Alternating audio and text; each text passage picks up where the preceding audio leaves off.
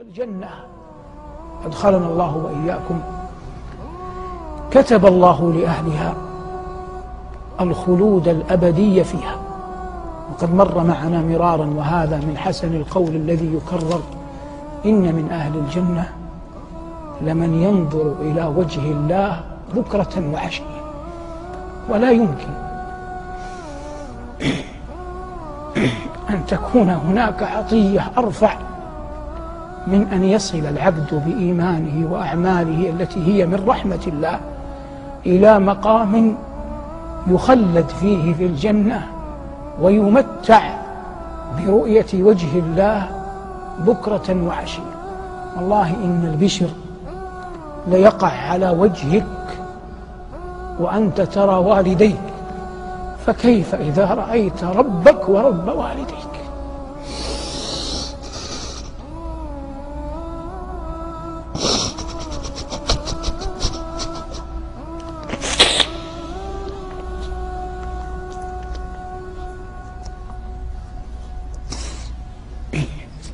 كلما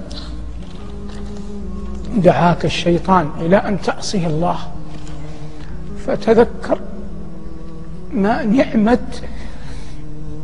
أن يجعلك الله ممن يمتع برؤيته، فإنك إذا تذكرت جلال الله وعظمته وجماله وكماله اشتاق قلبك إلى هذه النعمة.